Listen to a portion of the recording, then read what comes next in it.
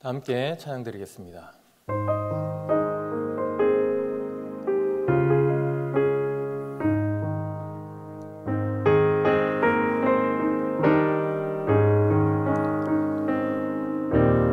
가난 복지 귀한 성에 들어가려고 내 중한 짐을 벗어버렸네.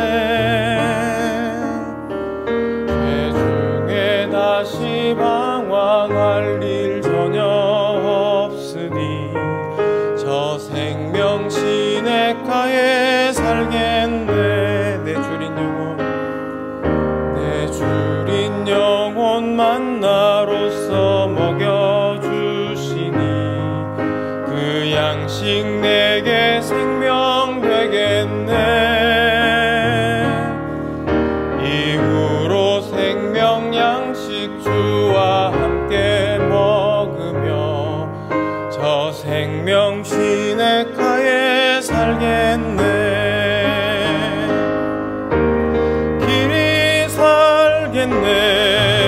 나 길이 살겠네. 저 생명 시냇가에 살겠네. 길이 살겠네. 나 길이 살겠네. 저 생명 시냇가에 살겠네. 이 시간 기도 제목을 보시면서 심하여 기도하겠습니다. 성령 충만을 사모하는 해를 맞아 성령 충만의 우리 인생에서 만나는 모든 문제의 해답을 깨닫고 늘 성령 충만을 사모하며 하옵소서. 모든 성도가 성령 충만받아 내면이 변화되고 회복과 치유와 담대함으로 개인과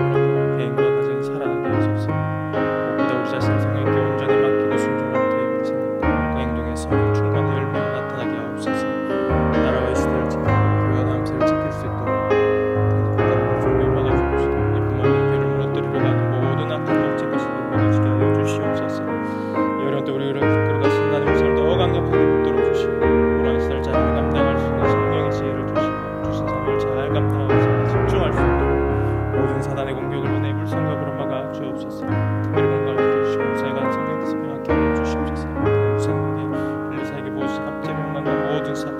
나라와 이 시대를 지키고 교회와 남세를 지킬 수 있도록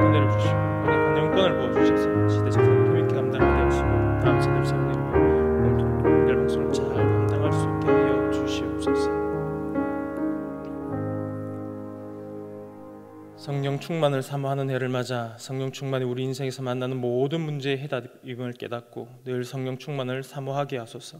또한 모든 성도가 성령 충만받아 내면이 변화되고 회복과 치유와 담대함을 얻어 개인과 가정이 살아나게 하소서.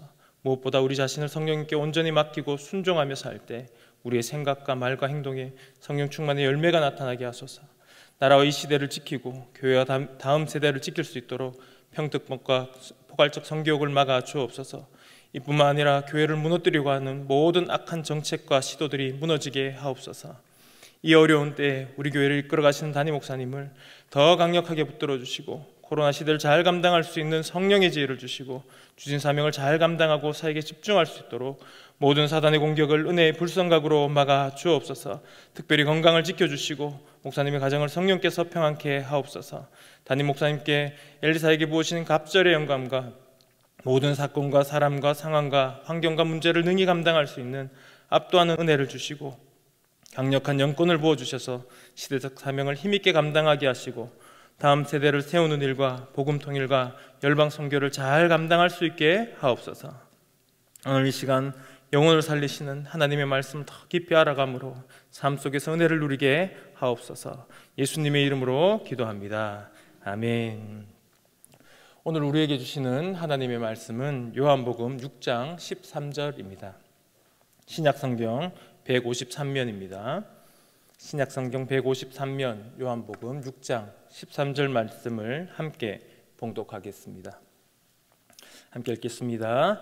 이에 거두니 보리떡 5개로 먹고 남은 조각이 12바구니에 찼더라. 아멘. 오늘 제목이 무엇을 의미하는지 아시겠습니까? 보리떡 5개, 물고기 2마리. 그것으로 5천 명을 먹이시고 12바구니가 남았습니다. 오늘은 너무나 잘 알려진 이 오병이어의 표적을 요한복음 6장의 시각에서 살펴보고자 합니다. 오병이어 사건은 사복음서 모두 다루고 있습니다. 공관복음에서는 가르치고 고치시는 사역 이후에 오병이어로 5천 명을 먹이셨다라고 기록하고 있지만 요한복음은 그런 사역에 대한 기록은 언급은 없고 바로 5천 명을 먹이신 것만 기록되어 있습니다. 요한 외에 앞에 선행했던 사역들은 기록하지 않고 5천 명을 먹이신 것만 기록하고 있을까요? 5천 명을 먹이신 것 자체가 바로 하나님 나라의 가르침이며 그 사건 자체가 치유와 회복이고 이 자체가 예수님이 곧 하나님이시라는 사실을 증거하는 것이라고 요한은 우리에게 말하고 싶은 것입니다. 그렇기 때문에 예수님이 빌립에게 하신 질문을 요한은 의도적으로 기록해 놓았습니다. 그 질문이 무엇입니까? 빌립에게 이르시되 우리가 어디서 떡을 사서 이 사람들로 먹게 하겠느냐. 이 질문에 빌립이 대답을 하지요. 아이고 예수님, 이 많은 사람들 한 입씩만 먹이려고 그래도 2천만 원을 갖고 있어도 모자랍니다. 택도 없습니다. 이렇게 대답을 합니다. 만약에 이런 질문이 없이 예수님께서 그냥 5천 명을 먹이셨다라면 아마 다른 사람들이 이렇게 생각하지 않았겠습니까? 다들 어디서 먹을 것을 좀 챙겨왔나 보다. 아니면 누가 좀 찬조를 했나 보다. 이런 다양한 추측들이, 가능성들이 전제될 수 있겠지요. 그래서 마치 마술사가 마술을 하기 전에 자기 손에 아무것도 없음을 보여주듯이 예수님께서는 빌립에게 질문을 하시고 빌립과 안드레가 대답하는 것을 이끌어내심으로 현재는 아무것도 없고 보리떡 5개와 물고기 2마리 뿐이라는 사실을, 그런 현실을 제자들과 거기 모인 모든 무리에게 직시시키신 것입니다. 그렇다면 오병이어 표적이 도대체 그 당시 제자들과 거기 모인 무리들과 또 지금 우리에게 가르치는 것은 무엇일까요? 요한복음은 예수님이 바로 말씀이 육신이 되어 오신 하나님이시다라는 사실에 집중합니다. 요한복음이 말하고자 하는 것이 바로 이것이죠. 따라서 예수님께서 고작 보리떡 5개와 물고기 2마리를 가지고 어떻게 자신이 하나님이심을 증거하느냐, 나타내시고자 하느냐 하는 이 부분을 오늘 요한복음 6장에서 함께 상고해보고자 합니다. 한번 상상하면서 들어보십시오. 11절 말씀에 이렇게 기록되어 있습니다. 예수께서 떡을 가져 축사하신 후에 앉아있는 자들에게 나눠주시고 고기도 그렇게 저희의 원대로 주시다. 축사하셨다라는 표현은 하늘을 향해 감사기도 하셨다라는 뜻입니다. 그리고 앉아있는 자들에게 나누어 주셨습니다. 앉아있다라는 표현은 식사 준비를 하고 누워있는 모습으로 당시 사람들의 식사 문화의 모습입니다. 우리처럼 앉아서 먹지 않고 비스듬히 누워서 그 사람들은 식사를 하지요. 우리식으로 표현한다면 상에 앉아서 먹을 준비를 하고 있는 자들에게 음식을 나눠 주셨습니다. 나눠 주셨다라는 것은 손에서 손으로 전달하여 주셨다라는 뜻을 사용하였습니다. 예수님께서 보리떡을 떼어서 제자들에게 나눠 주십니다. 제자들은 그것을 받아서 옆에 사람들에게 전달해 주고 또 옆에 사람은 또 그 옆에 사람에게 자기가 받은 것을 전달해 주는 방식으로 지금 음식이 전달되고 있다라는 것을 보여주고 있는 것이죠. 우리도 이런 방법 많이 쓰지 않습니까? 뭐라 그러면서 전달하죠? 전달 이러면서 막 보내지 않습니까? 마치 그런 식으로 음식이 전해졌습니다. 여러분이 만약에 전달하고 있는 이 제자들이라면 어떤 생각이 들었겠습니까?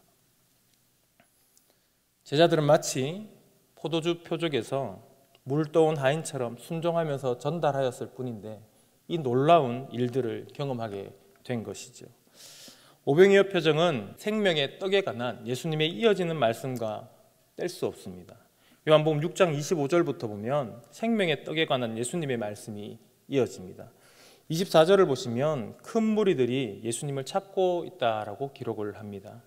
그들이 예수님을 찾다가 만났는데 그들에게 예수님이 이렇게 말씀하시죠. 26절입니다. 너희가 나를 찾는 것은 표적을 본 까닭이 아니요 떡을 먹고 배부른 까닭이로다. 이렇게 말씀하시면서 이어서 계속 말씀하십니다. 27절입니다. 썩는 양식을 위하여 일하지 말고 영생하도록 있는 양식을 위하여 하라. 이 양식은 인자가 너희에게 주리니 인자는 아버지 하나님의 인치신 자니라. 이 말씀의 무리는 영생하도록 있는 양식이 하나님의 일이라는 것을 깨닫게 됩니다. 그래서 묻지요. 28절입니다. 우리가 어떻게 하여야 하나님의 일을 하오리까? 예수님께서 대답하시죠. 하나님의 보내신 자를 믿는 것이 하나님의 일이니라.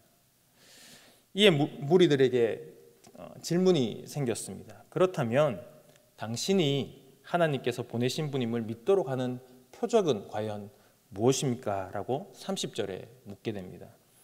이 질문에 그들이 불과 얼마 전에 경험한 바로 오병이어 표적을 설명을 해 주십니다. 하나님이 과거 이스라엘 민족을 어떻게 먹이셨는지 기억하고 있지? 광야에 있을 때 하늘에서 떡을 내리셔서 너희 조상들을 먹이지 않았느냐? 그런데 그 떡이 영원했니? 라고 묻습니다. 아니었지. 약속의 땅에 들어가고 나서는 더 이상 내리지 않았던 걸 알지 않니? 여기서 핵심은 그 떡은 모세가 준 것이 아니라 하나님이 주셨다라는 사실이지. 뿐만 아니라 하나님은 다시 너희에게 떡을 주실 텐데 다시 주시는 하나님의 떡은 하늘에서 내려서 세상에 영원한 생명을 주는 떡이란다라고 설명을 해 주십니다. 그러자 무리가 이렇게 대답하지요. 주여, 이 떡을 항상 우리에게 주소서라고 요청합니다. 그래서 예수님께서 요한복음 6장 35절부터 58절까지 하늘에서 내려온 이 생명의 떡이 바로 예수님 자기 자신임을 말씀해 주십니다. 예수님께서 이 영원한 참떡을 설명하시는 그 마지막 부분만 한번 읽어드리겠습니다. 53절부터입니다. 예수께서 이르시되 내가 진실로 진실로 너희에게 이르노니 인자의 살을 먹지 아니하고 인자의 피를 마시지 아니하면 너희 속에 생명이 없느니라. 내 살을 먹고 내 피를 마시는 자는 영생을 가졌고 마지막 날에 내가 그를 살리리니 내 살은 참된 양식이요 내 피는 참된 음료로다. 내 살을 먹고 내 피를 마시는 자는 내 안에 거하고 나도 그의 안에 거하나니 살아계신 아버지께서 나를 보내심에 내가 아버지로 인하여 사는 것 같이 나를 먹는 그 사람도 나로 인하여 살리라. 이것은 하늘로서 내려온 떡이니 조상들이 먹고도 죽은 그것과 같지 아니하며 이 떡을 먹는 자는 영원히 살리라. 아멘. 무슨 말입니까? 이 영원한 참떡, 이 영원한 참떡은 성만찬에 쓰인 떡으로 비유된 예수님의 몸이라고 설명하고 계시죠. 이것은 마치 예수님께서 잡히시던 밤에 제자들과 성만찬을 하신 것보다 앞서서 이미 큰 무리들과 제자들에게 성만찬을 시행하신 것처럼 표현을 해 놓았습니다.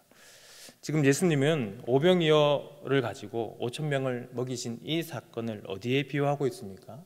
두 가지 비유를 하죠. 이 두 가지 비유를 통해서 예수님이 하나님이심을 증거합니다. 먼저는 과거 이스라엘이 출애굽 후에 광야에 있을 때 하나님께서 그들을 만나러 먹여 살리신 사건에 비유합니다. 아무것도 없는 광야에서 그 많은 사람을 먹이신 것은 오직 하나님의 능력으로만 가능한 일이었죠. 마찬가지로 지금 모든 남자뿐만 아니라 모두를 포함하면 약 2만 명 정도 된다고 학자들은 이야기를 하는데 이 무리에게 떡을 먹이신 건 역시 전능하신 하나님의 능력이 아니면 불가능하다라는 사실을 보여줍니다. 하나님이신 예수님께서 하늘을 향해 감사 기도하신 후에 그 떡을 찢어서 주셨고 모든 사람이 먹고도 배불리 먹고도 남는 풍성한 떡이 되었다라고 오병이어 표적은 우리에게 말해줍니다. 이것은 성찬에 비유하여 온 인류의 죄를 대속하신 예수 그리스도의 몸은 찢어도 계속 나누어 줄 수 있어 죄로 인한 그 영적 배고픔과 갈급함에 허덕이는 온 인류를 배불리 먹이고도 12바구니를 채우고도 남는 그 풍성한 충분한 은혜가 있음을 우리에게 보여주고 있는 것이죠. 말씀을 정리해 보겠습니다. 저와 여러분이 가려는 곳은 어디입니까? 우리의 배고픔은 무엇으로 채울 수 있습니까? 우리의 생명은 무엇으로 유지됩니까? 가려던 곳이 막혀 있거나 들판에서의 그 배고픔이나 사마리아 여인의 목마름은 모두 사실 같은 의미를 가지고 있습니다. 우리 스스로는 결단코 채울 수 없다라는 사실입니다. 마치 깨진 항아리에 물을 붓듯 아무리 부어도 채워지지 않고 오히려 수고와 아픔만 더합니다. 이것을 하나님은 예레미야 선지자를 통해서 터진 웅덩이라고 표현하십니다. 터진 웅덩이 같은 우리의 그 허기진 인생은 무엇으로 채울 수 있습니까? 떼어줘도 남음이 넘치며 한계가 없으신 하나님의 떡 예수 그리스도로만 채워집니다. 말씀이 육신이 되어 오신 그 생명의 떡을 영원히 먹으시기 바랍니다. 묵상하시고 그 말씀대로 행함으로 풍성하고 한이 없으신 예수님과 동행하시길 축복합니다. 말씀이신 주님과 함께할 때 나의 주린 배는 채워지고 활력을 얻을 수가 있습니다. 우리 함께 화면을 보시면서 천천히 기도 제목을 읽고 합심해서 기도하겠습니다. 터진 웅덩이처럼 채워도 채워지지 않는 우리의 인생에 생명의 떡이신 예수 그리스도를 허락하시고 믿게 하시니 감사합니다. 하나님께서 허락하신 풍성한 떡 앞에 두고 나의 욕망을 부추기는 그림성 허방한 떡에 마음을 빼앗기는 어리석은 자가 되지 말게 하옵소서.